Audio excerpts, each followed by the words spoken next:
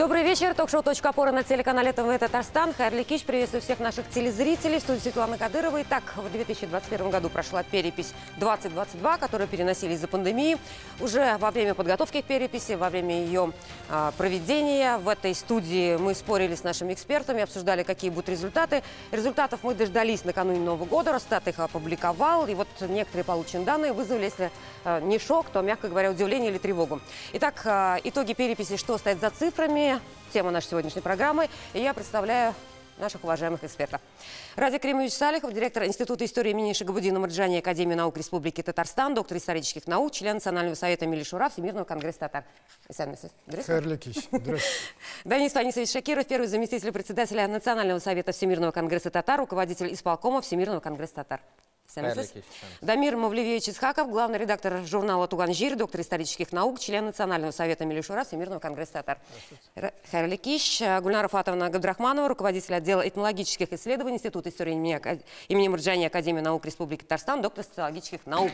Добрый вечер. Добрый вечер. Искандер Лерунович Измайлов. Такие должности сегодня. Вот пока выговорю, каждый здесь доктор. Искандер Лерунович Измайлов, ведущий научный сотрудник Института истории имени Шагабуддина Мырджани Академии наук Республики Татарстан, доктор исторических наук. Рады вас видеть. Рай Равилович Фахруддинов, заведующий кафедрой исторического и обществоведческого образования Института международных отношений Казанского федерального университета, доктор исторических наук. Рады вас видеть. Давно не были вы гости нашей студии. С нами на интернет-связи сегодня Магнитогорск и Ульяновск. Это Салават Харисович Ахмедзянов, историк, социолог, научный руководитель Магнитогорского филиала Института истории имени Шагабуддина Мырджани Академии наук Республики Татарстан, кандидат философских наук. Хайрли Кич. И Рамис Фарукович Сафин, председатель исполкома Ульяновской областной татарской национальной культурной автономии, член Национального совета Милли Шура Всемирного конгресса татар. Так, надеюсь, мы не слышим здесь в студии гостей на скайпе. Я надеюсь, что они нас слышат, и мы их тоже услышим. Напоминаю, что мы работаем в прямом эфире. Нас также можно смотреть в группе ТНВ ВКонтакте. Эксперты могут выражать свою точку зрения кнопками на пультах. Красный категорически не согласен, синий согласен, белый отношусь нейтрально. Начнем с социального опроса, соцопроса, интернет-аудитории ТНВ. Она у нас по всей России, интернет-аудитория, интернет-пользователи. Завтра мой простой вопрос. Приходил ли к вам переписчик? Да, приходил. Так ответили 22% респондентов. Сам решил переписаться онлайн. Такой вариант выбрали 26% опрошенных. Не дождался переписчика, переписался онлайн. Так поступили 14% участников опроса. И 39% большинство сказали, что никто не пришел, в переписи не участвовал. То есть 53% заявили о том, что переписчик до них не дошел. Такой же вопрос мы задаем нашей телевизионной аудитории. Итоги подведем в конце программы. Я же хочу пока спросить у гостей, а к вам переписчик приходил? Вы лично как принимали участие в переписи? И какая реакция на результаты интернет-опроса? Давайте с социолога начнем. Гульнара Фатовна. Я приняла участие онлайн через госуслуги. И я должна сказать, что цифры вашего голосования не совпадают с результатами социологического опроса, который провела известная Московская социологическая служба сразу после переписи. Социологи задавали вопрос респондентам о том, принимали ли они участие в переписи, и если не принимали, то почему. И оказалось, что около 50% граждан нашей страны не принимало участие в переписи. Второй вопрос, почему не приняли участие. Около 46% сказали, что к ним не пришел переписчик. Около 20% сказали, что просто не захотели принимать участие в переписи, и около 3–5% сказали, что не принимали участие, потому что они боялись заразиться ковидом или просто боялись пустить незнакомого человека к себе в дом. То есть мы можем на основании этого репрезентативного социологического исследования сказать о том, что половина граждан нашей страны не принимала участие в переписи. Но это не значит, что мы не можем доверять переписи, вернее, можем доверять ей, но с некоторыми такими поправками. Дело в том, что для обеспечения охвата населения переписью специалисты-статисты привлекают еще и административные источники. Это сведения из ЗАГСа, это сведения МВД и других органов. И именно благодаря этим источникам они фиксируют численность населения нашей страны, половой, возрастной состав. Но надо сказать, что лишь единственный источник, в одном только источнике фигурирует национальность людей. Я имею в виду свидетельство о рождении детей, когда там записывается национальность матери и отца, и так или иначе можно все-таки как-то определить национальность ребенка, но не всегда, А сведения о владении языком в этих административных источниках вообще отсутствуют. То есть каким образом определялась национальность и языковая идентичность половины тех людей, которые не принимали участие в переписи, это большой вопрос.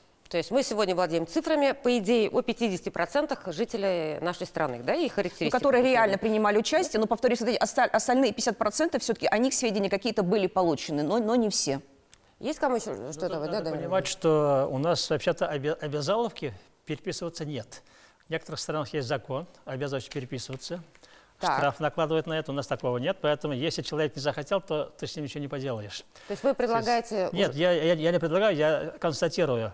И, конечно, вот результаты, которые мы получили, они могут быть достоверными только до определенных пределов. Особенно вот графа «национальность» и «родной язык», они весьма недостоверные. Хорошо. Давай... Да, и нужно все-таки обратить внимание еще на одну цифру. Это 16 миллионов 600 тысяч человек, которые не указали свою национальность. Ну вот о них и говорим, если да, в 2010 году эта цифра была 5 миллионов 600, то 16 миллионов 600 тысяч человек – это же не те люди, которые не подсчитаны. Это те люди, которые не указали национальность. И речь идет не только о татарах, речь идет и о других национальностях. Поэтому вот среди тех факторов, которые повлияли на уменьшение этой численности, я бы здесь в первую очередь... Поискали бы в этих 16,5 то миллионов. есть и число татар именно в этих 16 миллионов 600 тысяч человек. И мы все прекрасно понимаем, в первую очередь, какие факторы повлияли. Это и пандемия ковид, 2 срока переносилась перепись, и из-за пандемии, но ковидные ограничения же они оставались.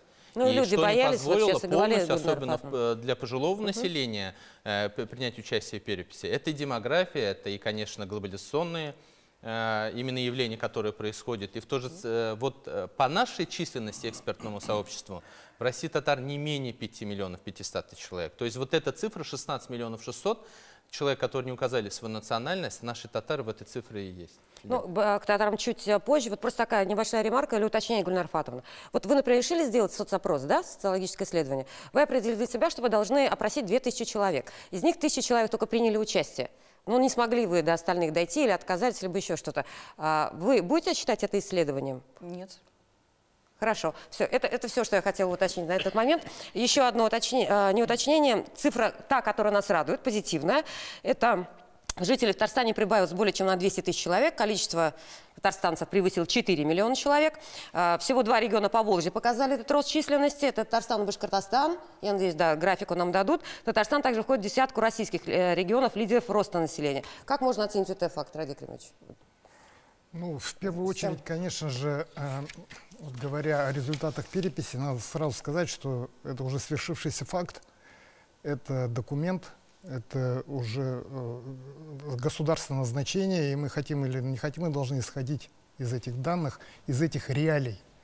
Обозначили они тревожные тенденции или не обозначили, потому что если мы не хотим признавать большие потери, но хотим признавать прирост там, где нам нужно, это тоже не совсем объективно, на мой взгляд. Что касается нашей республики, ну понятно, что рост населения, он всегда исторически связан с успешной экономической политикой в регионе, с ростом уровня жизни населения. И ни для кого не секрет, что именно в нашей республике проводится такая очень активная и целенаправленная экономическая политика на повышение жизненного уровня населения. И это, конечно же, дало свои результаты. Мы это видим в цифрах. Вообще, вот это регионы Поволжья, Приуралье, это индустриальные, интеллектуальные центры нашей страны, и, наверное, тут иного результата быть не могло. Я все-таки предлагаю не слишком возбуждаться, и по Татарстану тоже. Потому что есть отрицательная тенденция. Доля татар упала в республике на 1%. Это означает, что у нас происходит довольно большая миграция из-за пределов. А вот национальный состав мигрантов оказывается такой, что нам на пользу не очень идет.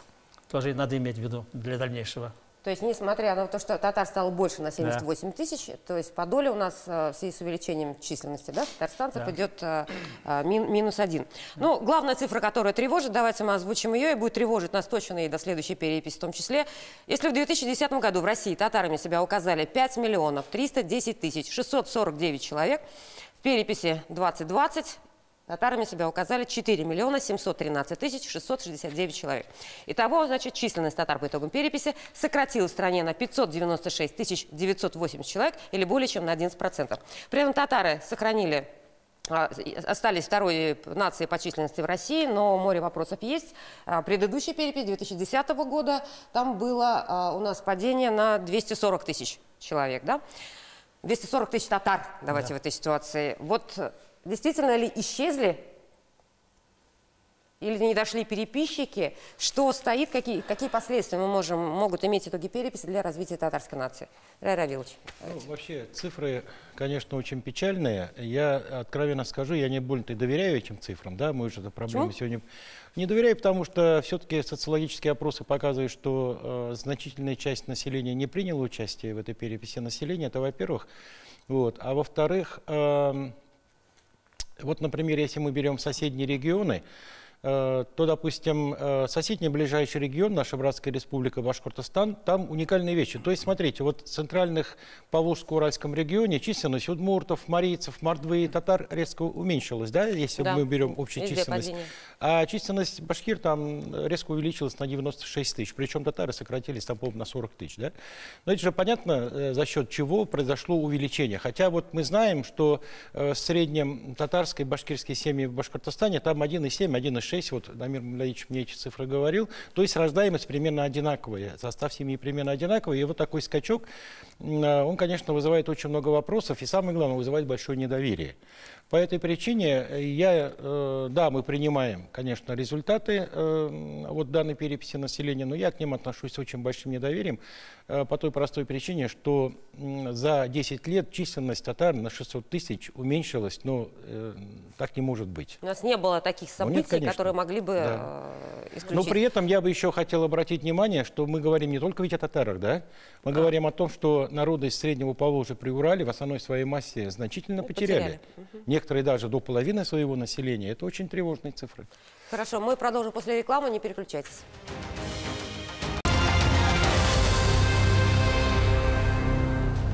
Дамир Мулаевич, вы что увидели в этой цифре? Принимаете или не принимаете?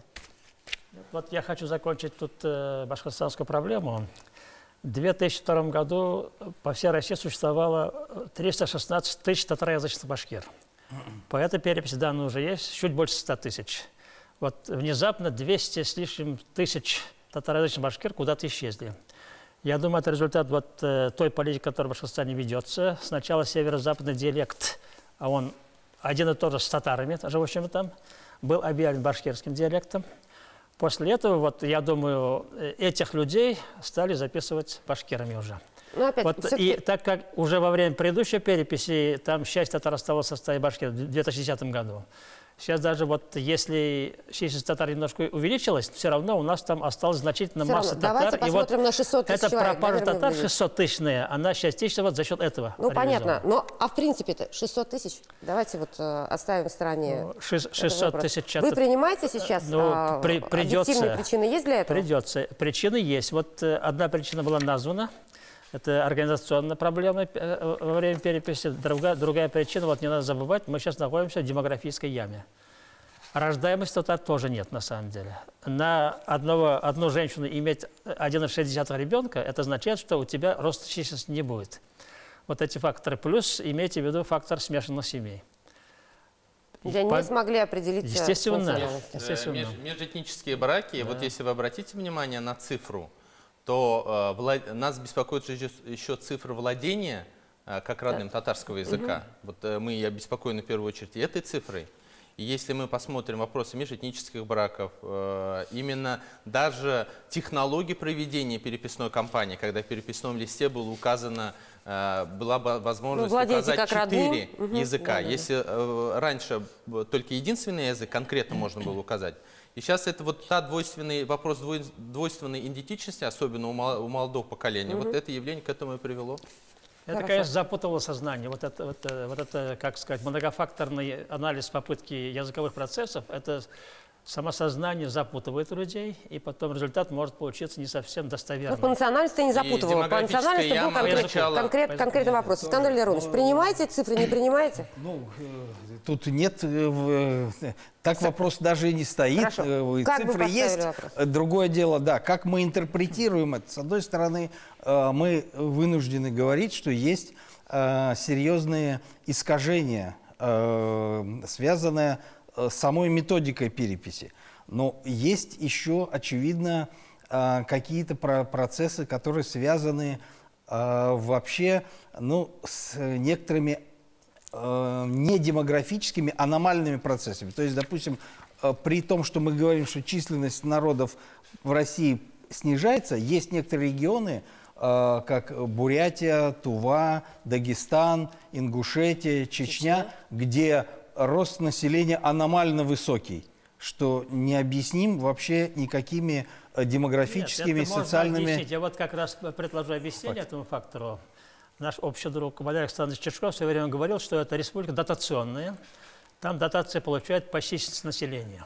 Ну, вот и там местным властям выгодно показывать большую численность. Это экстра демографический извиняюсь, фактор. Искандар Леонидович, если ты возьмешь рождаемость чеченцев, 1,9 ребенка на одну женщину. Ну, сейчас, да, мы можем анализировать, что стоит за этими цифрами и так далее, и так далее. Здесь же вопрос, выгодно показать или как проводится социсследование. Здесь как-то немножко несовместимые понятия. У нас эти проблемы нас слабо касаются. У нас свои проблемы. И они, я думаю, вот мы уже сказали тут, что служило таким искажающим фактором. Это то, что был вброс о том, что может быть какая-то двоичная идентичность.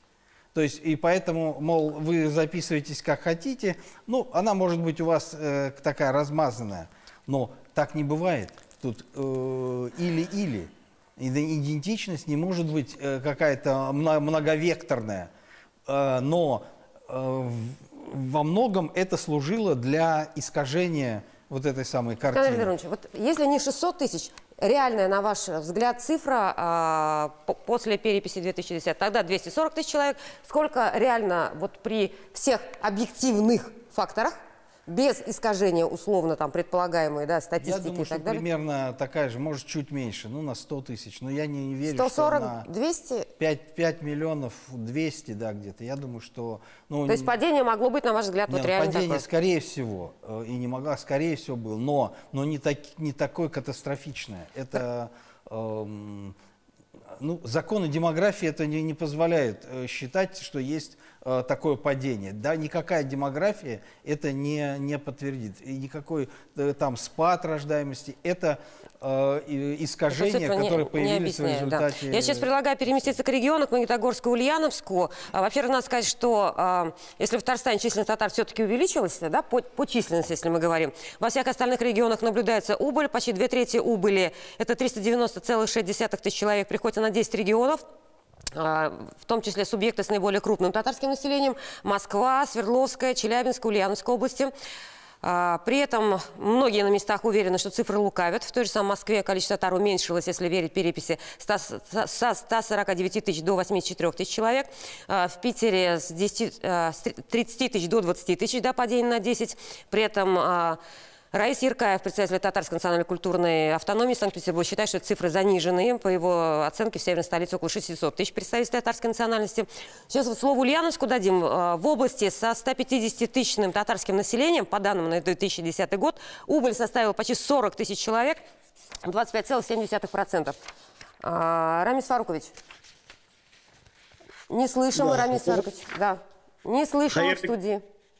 Хайырлы кеш, кадірлі достар, добрый вечер, дорогие друзья.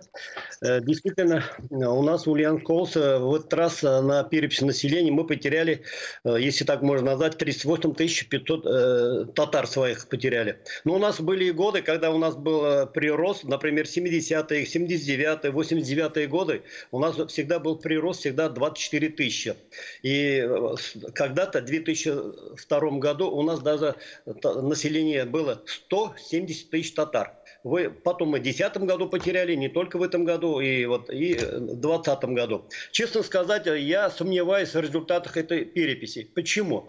Во-первых, вот такой современный время, как можно посчитать людей 2 года. В 2020 году была перепись населения, и 2 года посчитали. Сейчас же быстро село посчитал, район передал республика Москвы.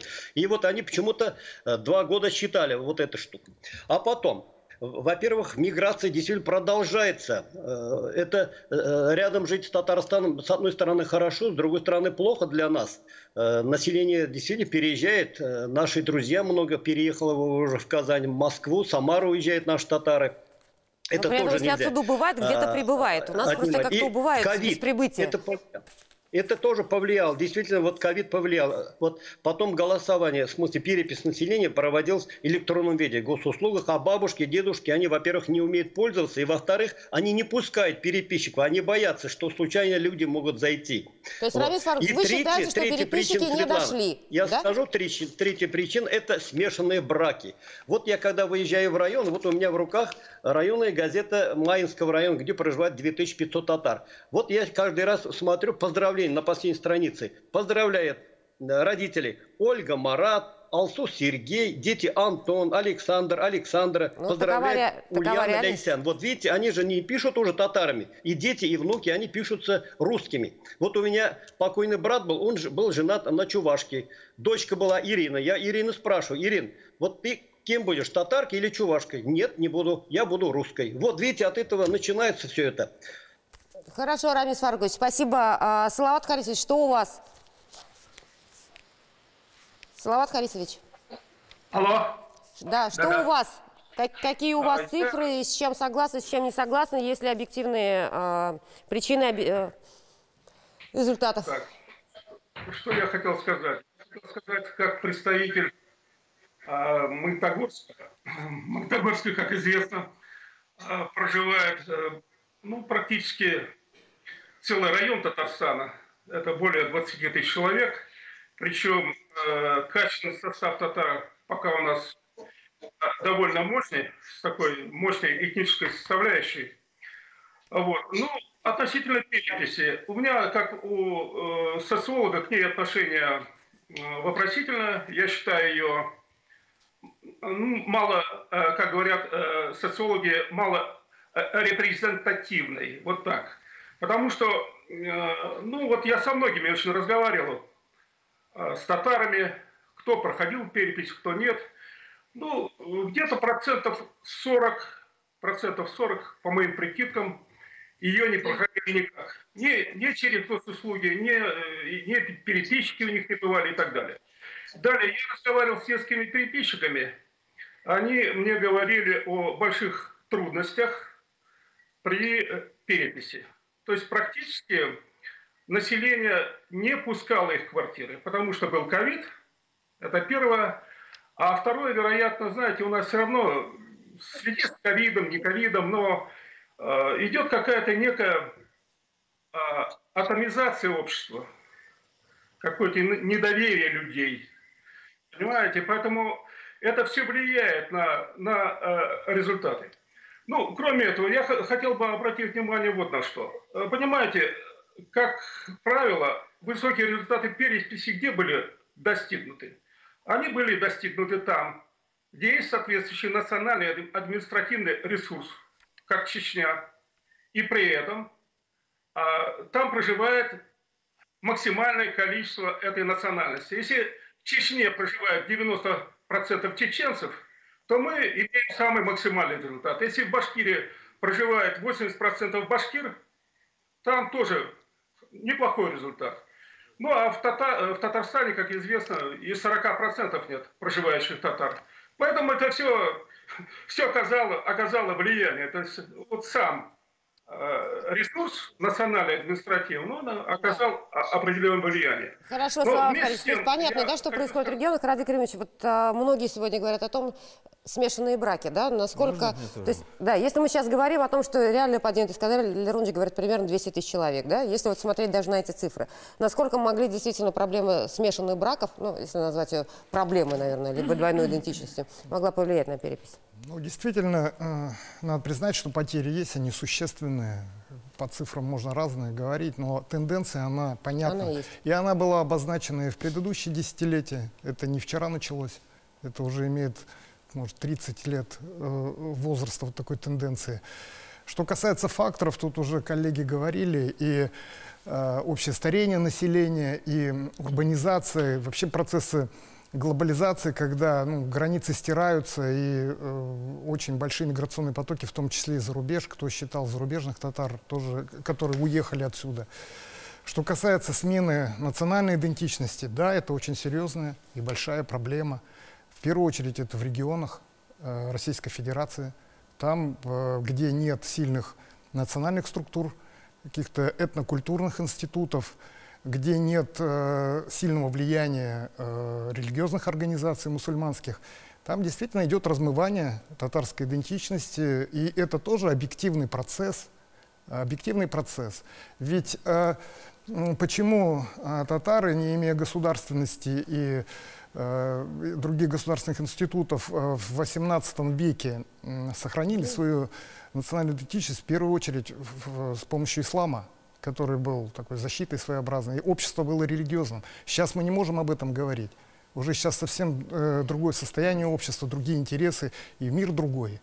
И вообще вот эти вот демографические процессы, они характерны для всего мира, по сути, особенно западной цивилизации, европейской цивилизации, где тоже идут процессы старения, малого деторождения, утери идентичности. Это все нужно сейчас просто принять? Нет, разумеется, не принять. И мы работаем же, и мне кажется, результаты могли быть более катастрофичными, если бы этой работы не проводилось. В том числе и по расчленению татарского национального единства. Субэтносы?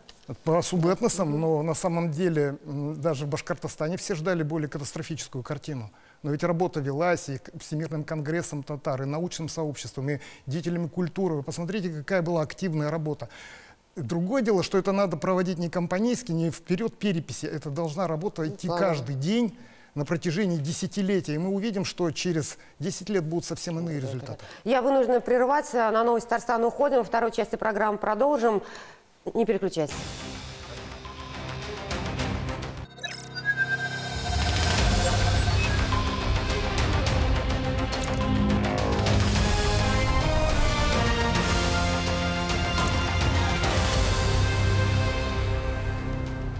Еще раз добрый вечер. Хайр Ликич, ток-шоу «Точка опоры» на телеканале ТНВ Татарстан. Приветствую всех наших телезрителей. Сегодня говорим о цифрах переписи 2020, которая проводилась в 2021 году. Остановились мы на убыли татар в регионах, в субъектах России. Искандер Лерунович, я не дала вам сказать в первой части программы, в чем?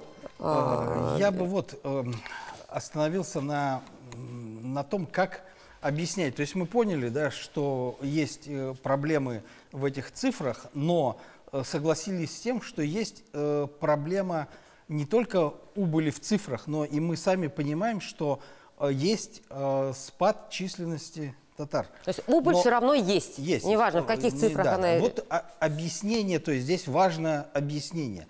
Это такой естественный процесс, то есть глобализации, как мы говорим, создание такого общего фона космополитичного, который характерен для всего мира, для всей мировой культуры, или здесь какие-то другие факторы. Вот, например, некоторые московские политологи уже стали высказываться по этому поводу, в частности, бывший министр по делам национальности Зорин, он вообще говорит, что это процесс естественный. Вот Дамир Мавлеевич уже уже 10 лет назад спрогнозировал, что татар будет 4 миллиона 700 тысяч. Вот и цифры показали. Это вполне естественный процесс. Ну, так уже, как вы сами предсказали, так и получили. Это если ты будешь сидеть, ничего не делать. Другой политолог,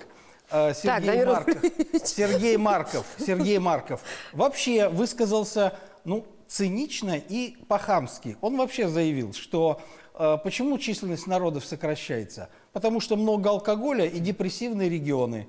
И вот, значит, поэтому численность народов сокращается. То есть, я не стал бы говорить, что вообще число русских на 5 миллионов тоже сократилось. Это, видимо, тоже как-то связано с повышенным, значит, потреблением горячительных напитков. Но вообще циничность и хамство это, конечно, зашкаливает. Но я думаю, что здесь это не прав и Зорин. И когда Дамир Мавлевич написал, он-то говорил о комплексе факторов. То есть это не демографический процесс, это социально-экономический, социально-политический процесс.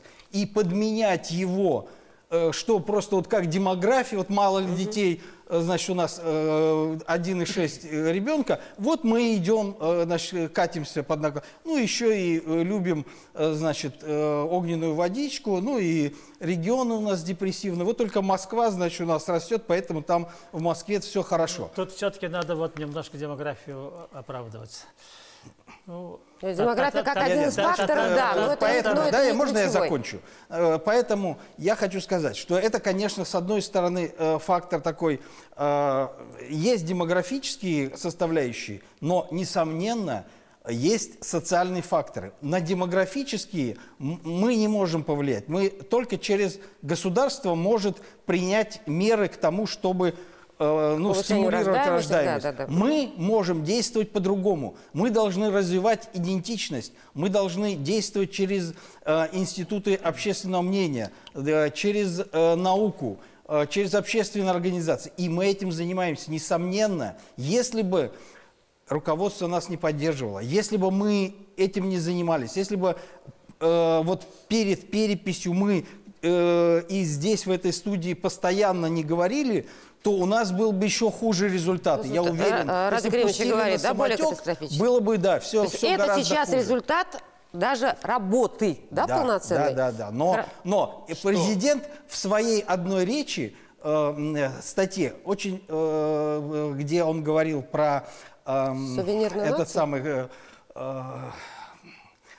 что у нас, значит, есть проблема, что мы можем превратиться в сувенирный народ. Да. Он там привел цитату из Кэрролла про Алису в стране чудес. Он говорит, чтобы стоять на месте, надо бежать быстро.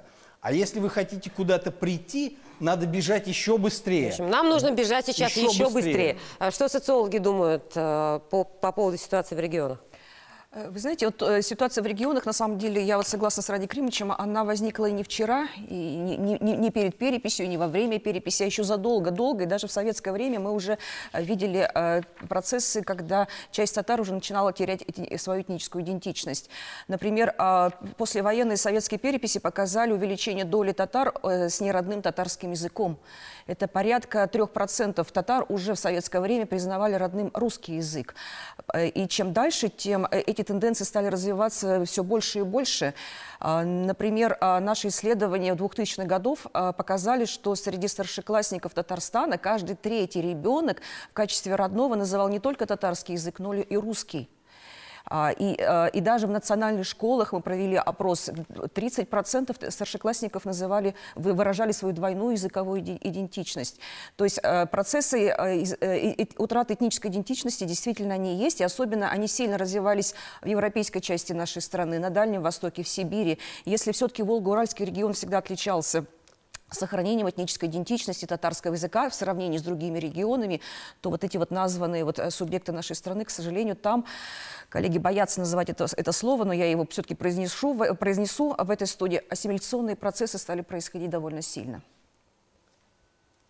И мы должны это признать, и я думаю, что это очень важное, нужное слово, которое нас должно как-то сподвигнуть на какие-то реальные действия. Мы можем через 10 лет к переписи получить в графе условная национальность русско-татарин, но мы уже можем предоставить такую возможность, да.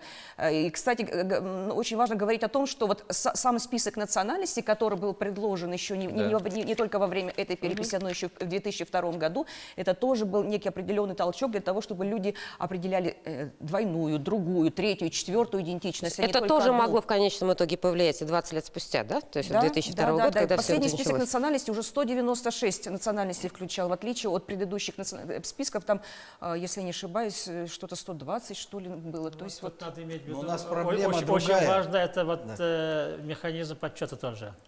Вот смотрите, в Башкортостане, если взять, то еще до переписи по предложению Тишкова были включены двойные идентичности. Татары-башкиры, башкиры-татары. Конечно, вот когда такая группа, если появляется, в конечном счете сами агрегаторы решают, куда их отнести, туда или сюда. Потому что, в принципе, такой в реальной жизни такой категории нет. Они, то есть, если башкиры, татары, Башкортостан, татары, башкиры, Татарстан. Уже введение такой категории сразу же усложняет ситуацию. Вот то это тоже мы находимся влияет на численность. В плену того, что язык определяет идентичность. То есть, если я говорю на русском языке, значит, я русский. Но можно быть татарином и говорить на русском языке. Допустим, половина населения Ирландии говорит на английском, половина на гельском. Но при этом они не перестают быть ирландцами. То есть мы должны отвязаться от этого, значит, языка и говорить, что идентичность, она единая, а языки, которым человек владеет, они могут быть и другими. И это не значит, что еще те лица, которые указали то, что не владеют татарским языком, то, что не считают себя татарами. Молодежь, она считает себя именно... Не знает татарского. Не владеет татарским языком. Хорошо. А Магнитогорск, да, Салават Харисович, хотели что-то сказать, да? Татарами.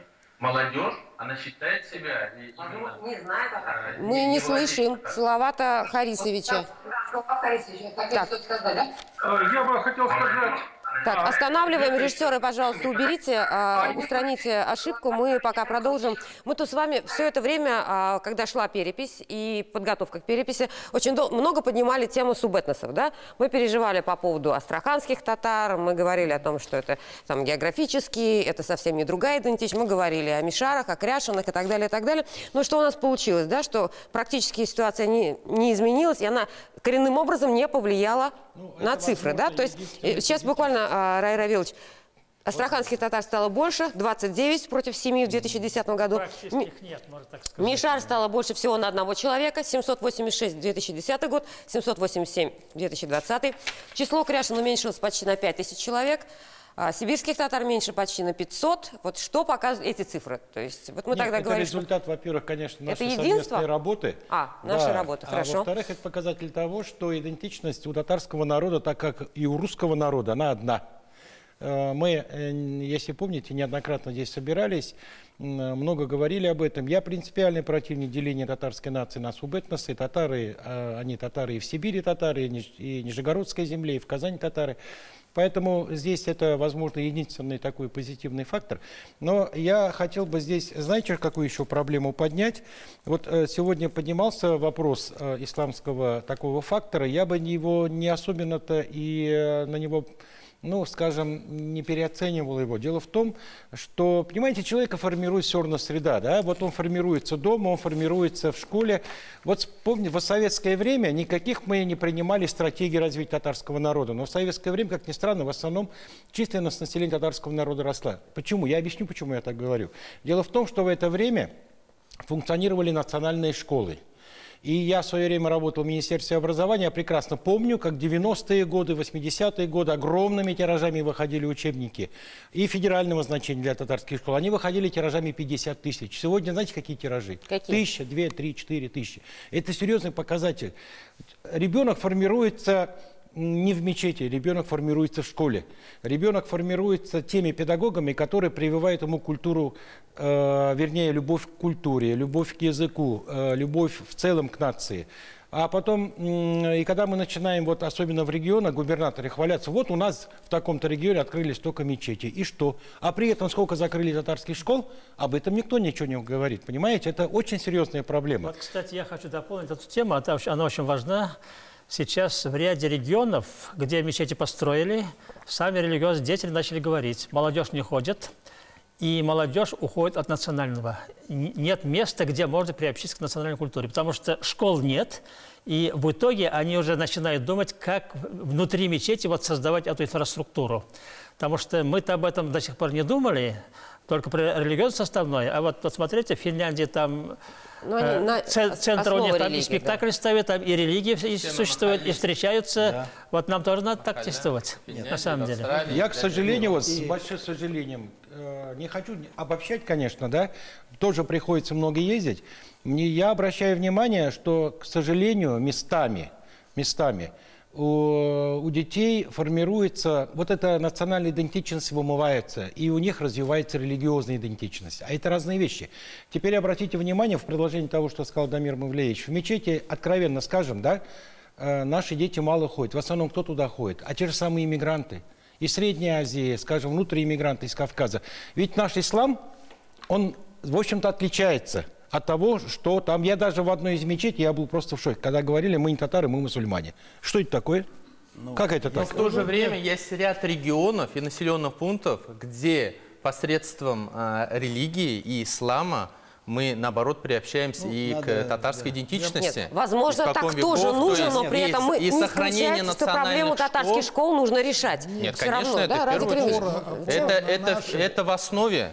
Это в основе всего национальное образование, системное.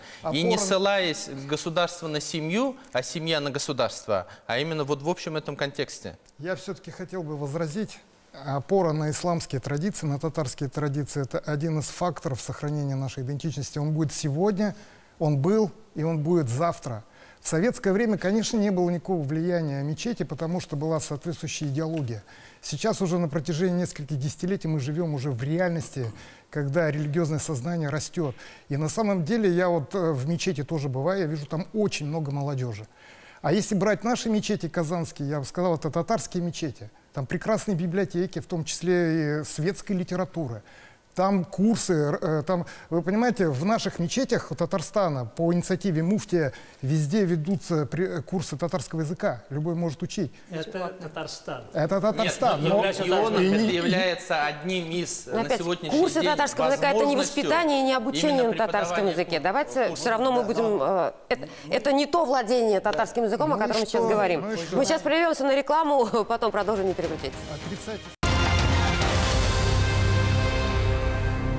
Горячие споры у нас идут, и пока не видят телезрители все, что происходит в этой студии. Вот сейчас мы говорим то, что основа религия, вот маркер идентичности, Гульнар Фатовна. Насколько сегодня язык или религия, насколько присутствует в маркерах идентичности? Как меняются позиции, предпочтения, как это можно? Во время соцопросов мы задаем вопрос о том, через что чувствуют люди свою национальную идентичность. И вот на протяжении 90-х, 2000-х годов мы всегда стабильно фиксируем, что первое место всегда у татар занимает язык, татарский язык. На втором-третьем месте это обряды, праздники, культура в целом, а на четвертом месте это религия. И если язык, мы вот во время наших исследований видим, что все-таки немножечко снижается его значение в этнической идентичности, то вот маркер религии, он растет. То есть сейчас условно ставку нужно делать на него, я правильно понимаю? Он пока не конкурирует с татарским языком. Работу. То есть татарский язык выбирает примерно 70%, религию 30% как маркер. Но тем не менее вот эта динамика показывает, что возможно через какое-то время мы будем видеть, что этническую идентичность татары будут чувствовать через ислам, а не через татарский язык. По крайней мере социология так показывает. Выстраивание. Вот татары единственный народ в России, который прошел стадию реформации ислама. Мы соответствуем европейским показателям, поэтому у нас еще до революции были выработаны модели совмещения религии и национальной культуры. Вот надо сейчас по этому пути идти. Не надо там преувеличивать то или другое направление, надо грамотно совмещать. Это есть во многих регионах. Хорошо, перед тем, как подводить итоги по переписи, один такой еще очень главный вопрос, не менее тревожная цифра, да, число говорящих на татарском языке в России за 11 лет сократилось на 1 миллион человек.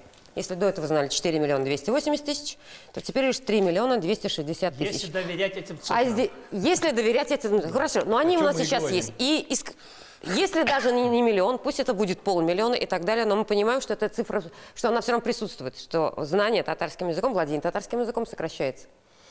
Здесь не доработали? Что-то не предусмотрели? В чем ошибки, какие ключевые факторы здесь могут быть? Тут были проблемы и в методике переписных листов тоже. Там же вот сейчас там 2 категории ввели. Там и владение языка, еще одна категория. Там вопросы есть, на самом деле, в этом плане тоже. Раньше, постановки вопросов в переписном листе. Технология проведения именно это тоже влияет на результат. Качественного проведения переписи и в технологии ее проведения. Когда в переписном листе, если раньше до этого был указан один язык, то сейчас там указывается, можно владение языком 4 языка указать. Вот это межэтнические браки, в том числе владение языком, конечно, мы этими цифрами обеспокоены. Но в то же время хочется сказать, то, что особенно это касается молодого поколения, то, что они не владеют языком, это не значит еще то, что они не считают себя татарами. Но вот я считаю, это результат, знаете, той, сказать, вот тех явлений, не только глобализационных, а то, что и происходит в системе национального образования. Я бы здесь систему национального образования, в первую очередь, это чехарда в учебных планах и ФГОС, их стандартах, в перечне, ну, все, что происходит 2017 года. Учебниках, учебно-методических пособиях. Конечно же, это в первую очередь надо начинать именно в основе это национального образования. Я думаю, что в этой переписи это еще не попало. С 2017 года у нас вот эти движения пошли. Движения пошли, а до этого же определенное тоже в этом направлении. Но не столь, может быть, существенное. Ульянус хочет нам сказать. Рамис Фарукович,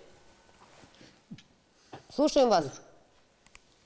Нет, вот тут сказали насчет мечети. Действительно, вот последние годы мечети у нас здорово начали работать по изучению не только арабского языка, а по изучению ислама и по изучению татарского языка. Вот наша автономия подписала соглашение с муфтиятом об изучении татарского языка, там же тоже пункт есть. И вот вы сами прекрасно знаете, мишары, они такой религиозный народ, уважающий религию. Поэтому тут мечети со счета убрать нельзя. Просто я считаю, вот, механизм подсчета надо поменять. Мне кажется, вот это подсчет механизм неправильно в этом году было. В 2020 году я имею в виду. Спасибо. Но все-таки я акцентировала внимание, что подсчет это одно, но все равно определенные тенденции внутри есть.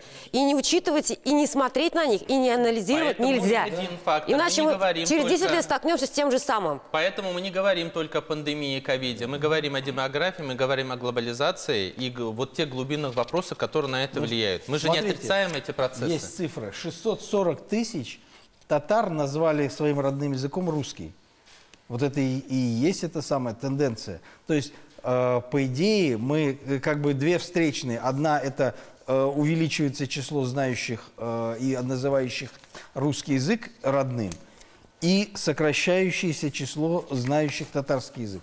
Но здесь, несомненно, нельзя отказываться от языка. Нужно как можно дольше бороться за его сохранение. И для этого без системы образования, будет ли она через мечети, будет ли она через университеты, будет ли она через онлайн какие-то курсы, но это нужно развивать, использовать все возможности.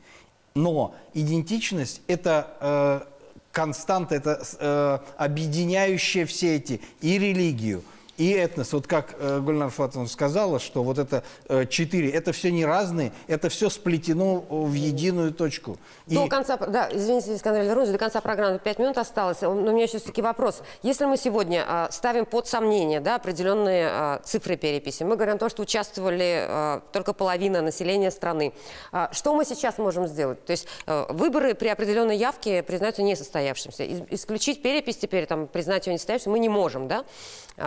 Эти цифры мы признаем, либо что мы можем... Во-первых, я хотел бы обеспокоенность и возмущение наших татарских общественных организаций и национальной культурной автономии в регионах. Они есть, эти цифры, они не объективные, и даже изучив, сделав анализ в разрезе каждого региона, начиная с этносоциологии, демографии и вопросов некачественного проведения именно переписи и самой технологии, никакой логике эти цифры не подлежат. Поэтому это цифры, по мнению экспертного сообщества вот, Всемирного конгресса татар, мы считаем необъективными. Но в то же время мы, конечно же, уже готовимся к 2030 году. И деятельность и Всемирного конгресса татар, я еще раз повторяю, и научных сообществ, и всех именно структур, которые отвечают за эту деятельность, она не нацелена только вот на эту компанейщину. Это системная работа, каждодневная работа, которая ведется. Хорошо. 4 минуты до конца. Буквально итог. Телезрители говорят, что 56% в переписи не участвовал, переписчик не пришел. Лидирующий 23% приходил. И 20% переписался онлайн. Коротко, в завершении просто подводим итоги, буквально по несколько секунд. Итак, какой главный вывод по итогам прошедшей переписи? Что делаем дальше? Двигаемся, готовимся к 30-му году.